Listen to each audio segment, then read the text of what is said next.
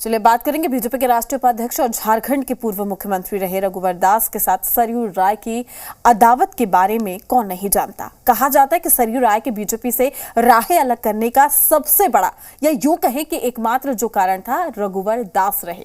लेकिन रघुवर दास के ओडिशा के राज्यपाल बनाए जाने के बाद माना जा रहा है कि सरयू राय समेत कई पुराने नेताओं की बीजेपी में वापसी के रास्ते खुल गए हैं।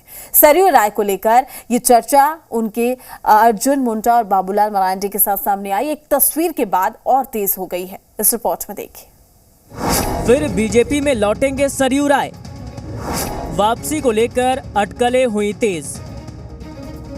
हमारे कुछ भी कहने से पहले ये तस्वीर देखिए जो एक दिन पुरानी ही है।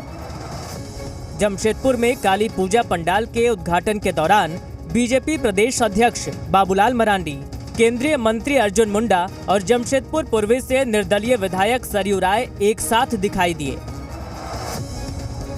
बाबूलाल मरांडी और अर्जुन मुंडा ने सोशल मीडिया प्लेटफॉर्म एक्स पर यह तस्वीर पोस्ट की है, जिसे लेकर सरयू राय की घर वापसी की चर्चा तेज हो गई है। सवाल उठ रहे हैं कि क्या सरयू राय बीजेपी में वापस आ रहे हैं? क्या 2019 विधानसभा चुनावों के दौरान पैदा हुई नाराजगी खत्म हो गई है? क्या रघुवर दास के रास्ते से हटने के कारण सरयू राय बीजेपी में लौटने को तैयार हो गए हैं?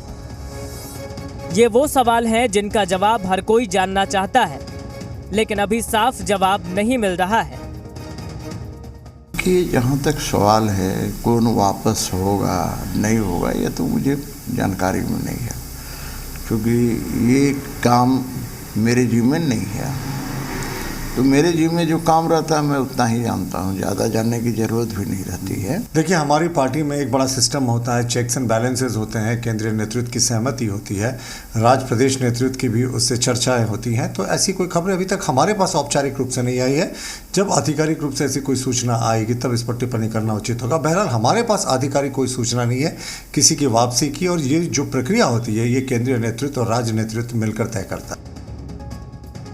सरयू राय की बीजेपी में वापसी को लेकर सियासी सुगबुगाहट काफी लंबे समय से चल रही है, लेकिन किसी भी पक्ष की ओर से कुछ साफ नहीं किया जा रहा है।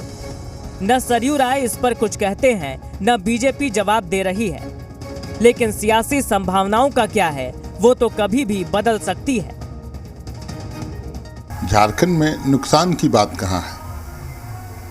सरयू राय जी ठीक है, अनुभवी हैं, विद्वान भी हम लोग मानते हैं, परंतु जिनकी राजनीतिक प्रतिबद्धता नहीं होगी, जनता सब देखती है और समझती भी है।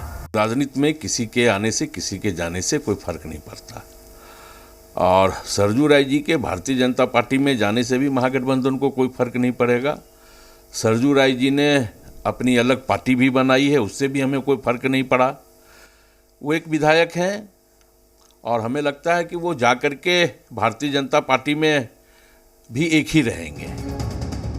सरयू राय एक वक्त में बीजेपी के कद्दावर नेता रहे हैं, लेकिन 2019 के विधानसभा चुनाव में जब पार्टी ने उन्हें टिकट नहीं देने का फैसला लिया तो उन्होंने अपना रास्ता अलग कर लिया और तत्कालीन मुख्यमंत्री रघुवर दास के खिलाफ जमशेदपुर पूर्वी से चुनाव मैदान में बतौर निर्दलीय प्रत्याशी खड़े हो गए और चुनाव भी जीत लिया।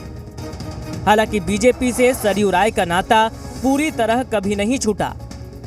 पहले भी और आज भी बीजेपी नेताओं से उनकी नजदीकियां रही हैं, और वो कहते हैं ना, राजनीति में कुछ भी असंभव नहीं है, तो हो तो कुछ भी सकता है। धीरज ठाकुर, जी मीडिया, रांची। फिलहाल के लिए इस बुलेटिन में इतना ही। नमस्कार।